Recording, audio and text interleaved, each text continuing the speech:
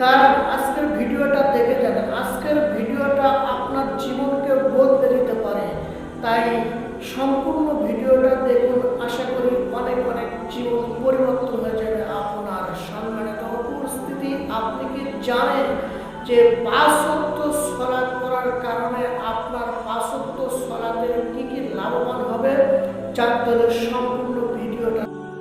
ইসলামের দ্বিতীয় স্তম্ভ হচ্ছে সালাত। এই সালাত সম্পর্কে বিশ্বনবী সাইয়্যিদুল মুরসালিন খাতামান নবীন তিনি বলেন যে সাহাবীদেরকে উদ্দেশ্য করে বলেন, ও সাহাবীরা, তোমরা শোনো, তোমরা যদি তোমাদের বাড়ির পাশে নদীতে যদি তোমরা 5 বার দিনের মধ্যে গোসল করো, তোমাদের শরীরের মধ্যে কি কোনো ময়লা থাকতে পারে? সাহাবীরা বললেন, ইয়া রাসূলুল্লাহ, আমরা যদি নদীর মধ্যে 5 বার সাবান দিয়ে গোসল করি, আমাদের শরীরে কোনো প্রকার ময়লা থাকতে পারে না।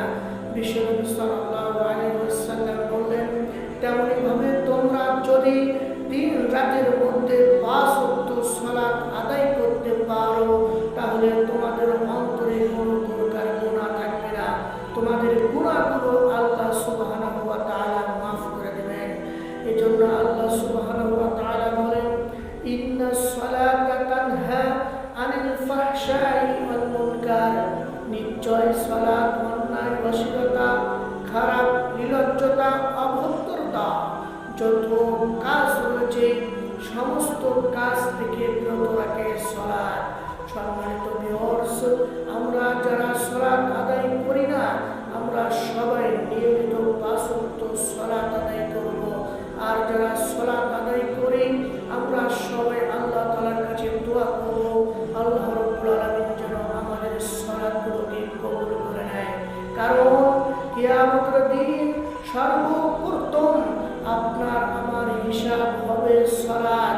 সালাত যদি আপনার আমার ভালো হয়, সালাত যদি আপনার আমার ভালো হয়, তাহলে কিয়ামতের দিন আপনার আমার বাঁচার উপায় রয়েছে। আর যদি সালাত আপনার আমার জন্য ভালো না হয়, তাহলে কিয়ামতের দিন আপনার আমার বাঁচার কোনো উপায় নাই। এই জন্য আমাদের সবাইকে নিয়মিত 5 ওয়াক্ত সালাত আদায় করতে হবে। সবাই নেকির আশায় সবের উদ্দেশ্য করে এই ভিডিওটা শেয়ার করে দিবেন, লাইক কমেন্ট করবেন। সবাইকে অসংখ্য ধন্যবাদ জানিয়ে আজকের মতো এখানে বিদায় নিচ্ছি। সবাইকে অসংখ্য ধন্যবাদ। আসসালামু আলাইকুম।